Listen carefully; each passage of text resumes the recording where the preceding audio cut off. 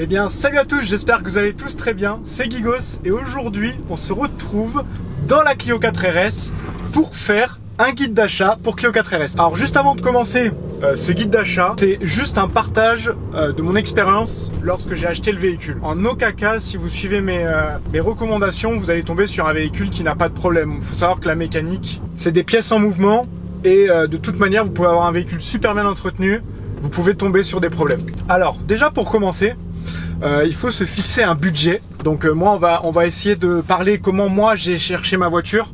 Donc moi je m'étais fixé un budget de 15 000 €, même si pour moi je voulais en avoir une à 13 000 ou 14 000. Et si j'avais un coup de cœur, c'était 15 000. Et aussi il faut se fixer un nombre de kilométrage maximal, sachant que moi, lorsque j'ai cherché, je voulais une voiture avec environ 60 000 km, mais je m'étais dit que je pouvais aller vers les 80 000 maximum. Je voulais avoir une voiture avec moins de 100 000 parce que moi je compte toujours éventuellement une revente.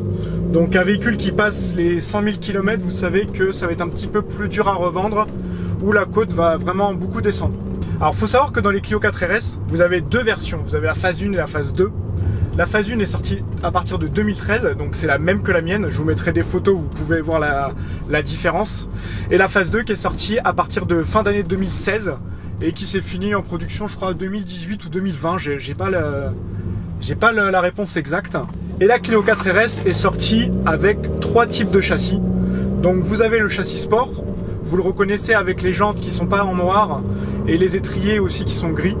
Après vous avez la Clio avec le châssis Cup comme j'ai moi, donc avec les jantes noires étriers rouges, et vous avez un châssis qui est amélioré, un peu plus rigide que la Sport, qui commence à être vraiment intéressant si vous voulez l'entre-deux. Et après vous avez le plus radical, vous avez le Trophy qui est disponible dans les deux versions, phase 1 ou phase 2, et qui là par contre a 20 chevaux de plus, donc la voiture fait 220 chevaux, et vous avez un châssis encore un peu plus radical.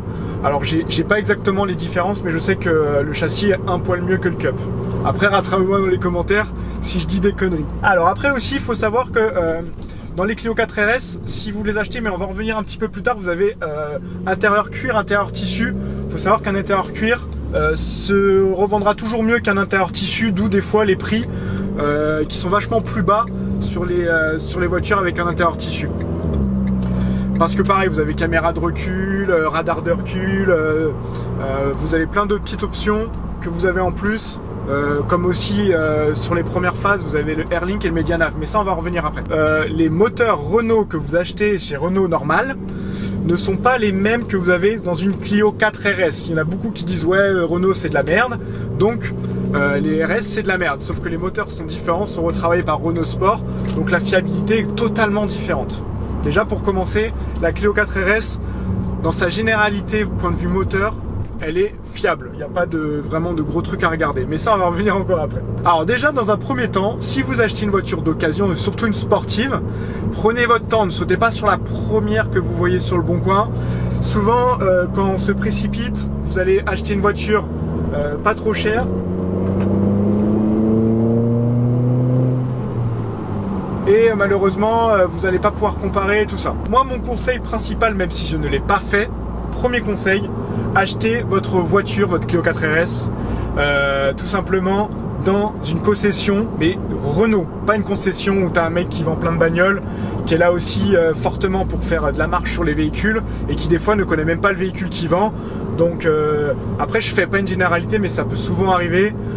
Voilà, acheter dans une concession Renault, même si beaucoup de monde dit que Renault ne pas spécialement très soin aussi des 4 RS et qui ne connaissent pas aussi les entretiens à faire dessus, mais au moins vous avez une garantie qui est souvent de 6 mois à 1 an, et quand vous achetez un véhicule un peu sportif, c'est quand même bien que vous ayez cette garantie, et en plus c'est le constructeur, donc c'est quand même un gage de qualité. Vous allez certes payer votre véhicule plus cher.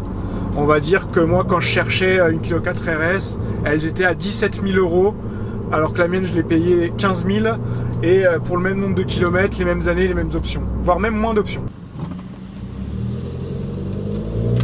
Alors, deuxième conseil, achetez-vous une voiture française. Renault c'est français, il y a beaucoup de Clio 4 RS sur le bon coin qui sont des véhicules importés. Après si elle est importée par un concessionnaire, bon ça peut être un petit peu différent, ça existe. Mais essayez d'avoir un véhicule français, c'est quand même mieux, vous pourrez avoir peut-être plus un suivi. je ne crache pas contre les importeurs. Il y en a qui sont très fiables et il n'y a aucun problème. Mais personnellement, parce que là c'est un guide que je fais moi je n'achèterais pas une voiture comme ça en import. Je préférerais quand même avoir une voiture française. Donc vous vérifiez bien si les papiers sont français, le carnet d'entretien est français, qu'il y ait bien toutes les factures, mais ça on y reviendra après. Pour moi c'est mieux une voiture qui vient de France. Maintenant, pour acheter une voiture entre particuliers, vous pouvez utiliser les sites d'annonces comme Le Bon Coin, La Centrale, même Facebook maintenant, c'est plutôt pas mal. Privilégiez, je trouve, un véhicule qui est à côté. Zone de contrôle. Ah, dans une zone de contrôle. Privilégiez une voiture qui est à côté de chez vous en fait, tout simplement. Parce qu'au moins vous pourrez l'essayer, vous pouvez voir le propriétaire, vous pouvez voir les défauts si vous allez voir le véhicule en face. Parce que si vous prenez une voiture qui est loin, eh ben vous êtes obligé un petit peu de l'acheter. Parce que si vous partez à 5-6 heures de route, vous n'allez pas faire l'aller-retour pour rien. Donc souvent, quand on part pour acheter un véhicule loin, on l'achète. Donc soit vous posez toutes les questions possibles et inimaginables pour pas tomber sur une merguez, ou soit essayer dans un premier temps de privilégier un véhicule qui est à côté de chez vous. Alors après, il faut faire gaffe aussi parce que dans le cas, le mien, j'habite dans les alentours de Nice. Je sais que j'achèterai pas une voiture niçoise parce que une voiture qui a fait de la ville est un peu plus sollicitée qu'une voiture qui a fait que des nationales. Après, ça c'est mon avis, comme d'habitude.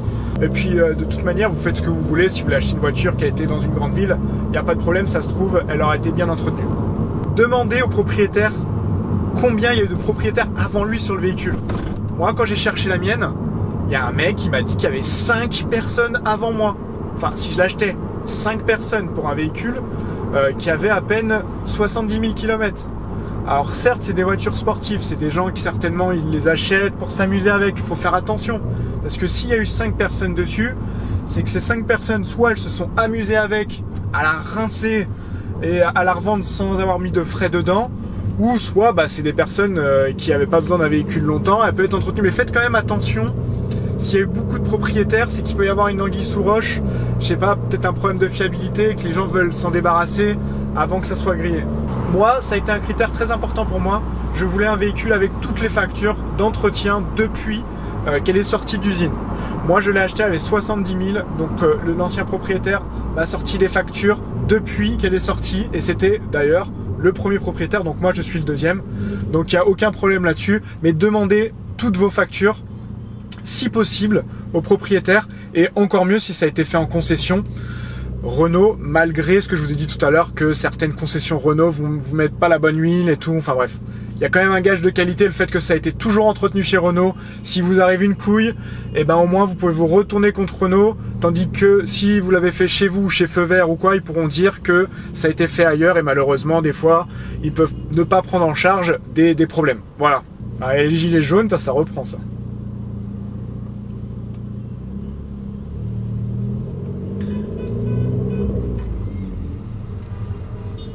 Alors aussi, on va parler des options de la voiture.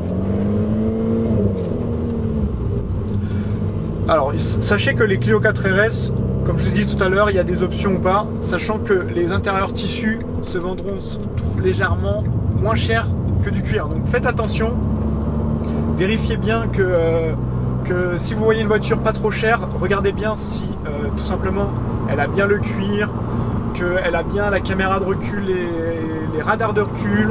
Il y a aussi sur les premières phases, comme je vous ai dit tout à l'heure, l'autoradio, le Medianav qui a été mis au tout début parce que en fait il y avait une pénurie ou un problème avec le Airlink. Et le Medianav, c'est un autoradio qui est mal foutu. C'est les mêmes que vous retrouvez dans une Twingo ou dans des trucs comme ça. Donc faites gaffe quand vous achetez une voiture. Ayez au moins le Airlink. Donc vous pouvez le voir, c'est là, vous voyez en plus à la vidéo qui est derrière. Vous pouvez même faire activer Android Auto comme j'ai pu faire moi avec un mec qui vous l'active. Et c'est vraiment plus agréable. Vous pouvez avoir Waze, je vous montre un petit peu si vous voulez. Vous pouvez mettre la musique avec vos applications favorites, Spotify, tout le bordel. Voilà, vous pouvez écouter des podcasts. Après, j'ai pas tout mis. Moi, je mets que Waze, c'est bien pour avoir le GPS intégré, pas avoir un téléphone, vous savez, qui est fixé comme ça et qui cache tout. Moi, le téléphone, il est branché et il est rangé en dessous et on le voit plus et c'est nickel, franchement. vérifiez bien ces options là, parce que si vous avez une Clio 4 RS pas trop chère, c'est peut-être parce qu'elle n'a pas toutes ces options et qui franchement vous allez regretter. Le cuir c'est pas mal parce qu'en plus vous avez les sièges chauffants qui sont intégrés. Dans le tissu vous les avez pas, et c'est quand même plus agréable d'avoir une voiture avec les options que non. Alors après si vous voulez l'intérieur tissu et sans option, vous faites ce que vous voulez. C'est sûr que si vous voyez une Clio 4 RS super chère et qu'elle a l'intérieur tissu, le média-nav, pas de caméra de recul, pas de radar de recul et tout, bon ça fait un peu chier quand même. Donc faites attention aux options. Et bien sûr les phases 2 seront toujours plus chères que les phases 1. Alors je reviens donc du coup pour la fiabilité de la voiture. La Clio 4 RS est relativement fiable. J'ai fait beaucoup de recherches moi lorsque je cherchais la voiture, et c'est vrai qu'il n'y a pas grand chose à regarder, peut-être juste la cold side. C'est en fait un petit tuyau qui est entre l'échangeur je crois et le turbo, qui a tendance à casser. Alors après c'est pas super cher à changer, faut juste faire attention. Moi je sais que l'ancien propriétaire qui l'a eu, elle a cassé, il l'a changé chez Renault, et soi-disant elle a été renforcée par les années. Donc vérifiez ça, je vous mettrai une petite photo. La cold side. Après c'est la boîte de vitesse, faut faire un petit peu gaffe, comme toutes les boîtes de vitesse automatiques. Faites attention quand vous essayez le véhicule, si vous l'achetez, essayez de passer tous les rapports, essayez de voir si vous n'entendez pas de bruit. Ça reste une boîte auto, les boîtes auto sont relativement fiables quand même sur cette voiture, même si privilégiez quand même la phase 2, parce que sur les phases 2 tout a été un petit peu amélioré, mais ça reviendra après. Mais voilà, les boîtes auto, essayez de passer tous les rapports, roulez doucement, essayez d'écouter si vous n'entendez pas des bruits de couinement ou des bruits mécaniques. Vous voyez si les rapports passent fluidement. Enfin voilà, après ça, faut regarder des guides d'achat sur les boîtes auto. Voilà, faut faire un petit peu attention parce qu'elle n'existe qu'en boîte auto, la Clio 4 RS, et faut faire attention parce que ça peut être quand même un coût qui peut être vachement élevé si elle tombe en panne. Et oui, ça peut coûter même le prix de la bagnole, peut-être 10 000 balles à refaire si vous la remettez à neuf. Donc faites surtout attention quand vous achetez une Clio 4 RS à la boîte auto. Après, à tout vérifier, hein, si la personne a fait tous les entretiens, donc les vidanges à temps, s'il a fait changer les bougies, s'il a fait les fils, tout ça, enfin... voiture, après il faut vérifier son entretien normal. Ça, il existe plein de guides sur internet. Moi je vous parle plus précisément pour la Clio 4 RS, mais après ça reste une voiture, elle fonctionne toute pareille. Regardez voilà si les entretiens sont bien faits, si la voiture n'a pas de prix d'accident, si les pare-chocs sont bien droits, si elle ne présente pas d'impact ou des choses comme ça qui pourra vous faire arriver sur un point où vous pouvez vous dire que la voiture elle a eu un accident, dont un accident peut aussi justifier, vous pourrez négocier la voiture s'il y a besoin, même si elle a bien été réparée, vous pourrez toujours négocier en disant voilà il y a eu un accident, pourquoi vous mettez à ce prix là. Tout pour les phases 1, parce que moi j'ai une phase 1, les plastiques dans les phases 1 ont été un peu, pas bâclés, mais en fait ils ont utilisé peut-être des plastiques moins de bonne qualité, donc ils craquent un peu. Moi pour la mienne c'est pas trop le cas, mais vous avez sur les portières souvent des craquements si vous mettez votre... Là j'appuie dessus, ça fait pas trop de bruit moi. Il y a eu des problèmes de craquement. Alors après tout dépend aussi si la voiture elle a toujours dormi dans un parking, si elle a dormi dehors, peut-être que le plastique vieillit moins bien si ça a dormi dehors. Voilà, petite coupera là, pas mal. Donc sur les phases 1 vous avez ça, et aussi point de vue extérieur, enfin le moteur a été un petit peu revu, la boîte de vitesse a été améliorée, les passages des rapports est mieux, plus étagé, plus rapide. Elle a été revue, de toute façon comme toutes les voitures, quand vous prenez une phase 2, tous les défauts de la première sont logiquement améliorés et revus et corrigés. Donc privilégiez une phase 2 si vous voyez une phase 2 qui est à votre tarif. Il y a aussi, point de vue d'extérieur, la différence du coup c'est les feux aussi. C'est vrai que sur la phase 1 c'est des feux halogènes, donc moi j'ai mis des feux LED. Il y a une vidéo qui va sortir bientôt sur le sujet où j'ai un petit peu amélioré. Ce n'est pas mieux que les phares de la phase 2 qui sont en LED Pure Vision et qui sont à mon goût en plus esthétiques. Donc, et à l'arrière vous avez la signature lumineuse qui est vraiment plus jolie quand la voiture est de nuit, même de journée ça reste allumé. Les feux sont plus jolis sur la phase 2, mais sinon point de vue intérieur il y a très peu de changements. Mis à part les plastiques qui couinent un peu, sinon il n'y a vraiment quasiment aucun changement sur la phase 2 à l'intérieur. Comme je vous disais, franchement si vous avez le budget de prendre une phase 2, partez sur une phase 2, même si elle a peut-être 10 000 km de plus qu'une phase 1, et que vous avez un prix qu'il n'y a pas une grosse différence, partez sur une phase 2. Elle se revendra mieux, elle a un meilleur look, elle sera mieux corrigée au niveau des problèmes. J'avais oublié, il y a un autre petit problème, c'est sur les phases 1 surtout, c'est le bruit de l'air dans les fenêtres. Sur les côtés ici, sur le montant, quand vous êtes à une allure à peu près de 130, il y a l'air qui tape dedans et ça fait un bruit assez désagréable sur autoroute. Après, on n'achète pas non plus une Clio 4 RS pour faire des grands trajets, pour aller en vacances, mais bon, si ça vous arrive, vous savez que sur la phase 1, il y a ce petit défaut qui peut être réglé. J'ai vu qu'il y en a, ils mettaient du joint silicone, ils faisaient des petites modifications. C'est pas non plus très beau à faire, j'ai pas voulu le faire. C'est un peu du bricolage, donc voilà, je préfère pas toucher moi. Il y a des améliorations qui peuvent être faites, comme tout, hein, bien sûr. Mais partez sur une phase 2. Faut penser à la revente. Donc moi personnellement, je sais que quand j'achète un véhicule, je vais pas le garder à vie. Je suis quelqu'un qui revend mes véhicules parce que je me lasse ou parce que j'ai envie de voir autre chose. Et à chaque fois que j'ai une voiture, j'ai envie d'avoir mieux ou différent ou quoi que ce soit. Donc essayez de penser à la revente, donc de trouver toutes les options possibles et inimaginables. Essayez de l'avoir à un bon prix. C'est très important pour la revente, pour avoir une décote moins importante. Donc voilà, je pense avoir fait le tour un petit peu de tout. N'hésitez pas à me dire dans les commentaires si vous aussi vous avez des idées, des critères d'achat sur ces voitures-là. J'espère vous avoir aidé pour l'acquisition de cette petite Clio 4 RS. N'hésitez pas à me dire du coup, comme je dis dans les commentaires, si j'ai oublié des détails. Parce qu'en plus là je conduis, j'ai pris des notes rapidement. J'ai essayé d'aborder le maximum de sujets, mais on peut en oublier.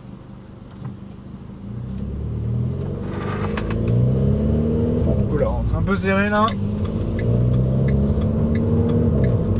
Ah oui, surtout oui, j'avais oublié, essayez de bien connaître le propriétaire aussi, que si c'est un bricolo, vous pouvez quand même lui acheter. Si c'est quelqu'un qui fait un petit peu de mécanique, c'est quand même bien aussi d'avoir un mec qui a su l'entretenir aussi lui-même derrière, s'il l'a pas fait en concession.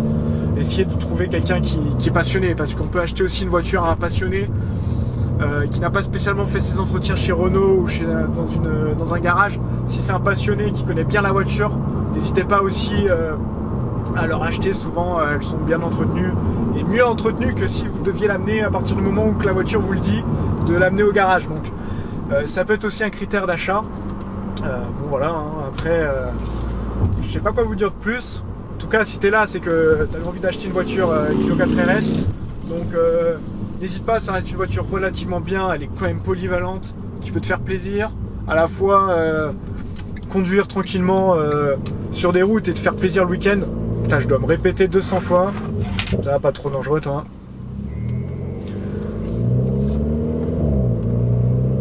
En plus, regarde, j'ai changé ma ligne pour 150 €. Si d'ailleurs tu veux retrouver cette vidéo, je la mettrai, je pense que c'est là, ou plutôt là, en fiche pour que tu puisses voir un petit peu le changement d'échappement.